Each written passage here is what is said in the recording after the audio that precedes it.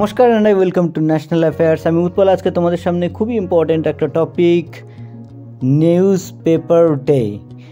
Paper day নিয়ে আলোচনা করব। তবে টপিকটাতে যাওয়ার আগে তোমাদের কাছে যথারীতি জিজ্ঞেস করবো একটা কোশ্চেনটা হলো, recently who got the freedom of the city London award. তো কমেন্ট সেকশানে তোমরা এর উত্তরটা করো অপশানগুলো দেখে। যার উত্তর সঠিক হবে তাকে দিয়ে দেবো একটা হার্ট রিঅ্যাক্ট, তাহলে তোমরা বুঝে যাবে যে সঠিক উত্তর কোনটা, এবং আমি চেষ্টা করব এর উত্তরটা ভিডিও শেষে দিয়ে দেওয়ার। তো আমরা সবাই জানি নিউজ পেপারের গুরুত্ব কতটা অপরিসীম। এখন আমরা ম্যাক্সিমাম লোক কিন্তু নিউজ পেপার পড়ি মোবাইলের অ্যাপের সাহায্যে, কিন্তু যখন কোনো ইন্টারনেট ছিল না তখন কিন্তু সেই খবরের কাগজই আমরা পড়তাম। যাই হোক, কথা না বাড়িয়ে তোমাদেরকে বলি যে গত 28শে জানুয়ারি এই দিনকে সারা দেশ জুড়ে পালন করা হলো বা সেলিব্রেট করা হলো ন্যাশনাল নিউজ পেপার ডে। এবার তোমরা আমাকে জিজ্ঞেস করতে পারো যে স্যার তাহলে এই 28শে জানুয়ারির দিনটাকেই কেন নিউজ পেপার ডে হিসেবে পালন করা হলো?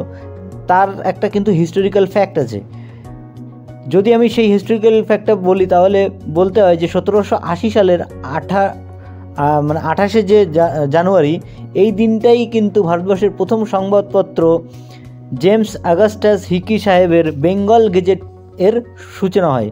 মানে ওই দিন প্রথম বেঙ্গল গেজেটের যে সংবাদপত্র সেটা কিন্তু প্রিন্ট আউট হয়ে বেরিয়ে আসে। এটি একটা সাপ্তাহিক পত্রিকা ছিল এবং এর যে ল্যাঙ্গুয়েজটা ছিল সেটা ছিল কিন্তু ইংলিশে।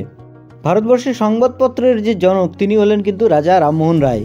তার যে সংবাদপত্রের নাম, সেই সংবাদপত্রের নাম ছিল কিন্তু সংবাদ Kumudini. Let me say it again, সংবাদ কুমোদিনী। তো তোমরা স্ক্রিনে দেখতেই পাচ্ছ সংবাদ কুমোদিনীর ইয়েটা। এবার তোমাদেরকে আমি একটা জিনিস দেখাই যে প্রথম যখন 1780 সালে বেঙ্গল গেজেটটা প্রকাশ পেয়েছিল তার চেহারাটা কিন্তু, এই নিউজ পেপারের চেহারাটা ছিল কিন্তু এরকম। তোমরা লেফট সাইডে দেখতে পাচ্ছ হিকিস বেঙ্গল গেজেট বলে এরকম লেখা রয়েছে। যদিও লেখাগুলোকে পড়া যাচ্ছে না, তবুও তোমরা একটু চেষ্টা করো এটাকে মানে মনে রাখার যে বেঙ্গল গেজেটের এটা ছিল কিন্তু হিকি সাহেবের। ঠিক আছে, তো এবার আমরা চলে আসবো আমাদের কোশ্চেনটাতে। কোশ্চেনটা ছিল যে recently who got the freedom of the city London award. এর সঠিক উত্তর হচ্ছে অপশান এ, অজিত মিশ্রা। এখানে যে তোমরা তিনটে অপশান পরপর দেখছো, তন্ময় ভারত, মেহুল মালিক এবং রাহুল নায়ার, এরা তিনজন কিন্তু পেয়েছে ব্লাবাটনিক অ্যাওয়ার্ড।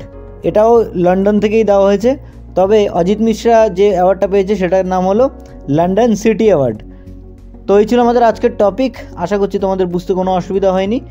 সামনে কোনো একটা ইম্পর্টেন্ট টপিক নিয়ে এসে আমি আবার হাজির হব। সো ততক্ষণ পর্যন্ত বাই।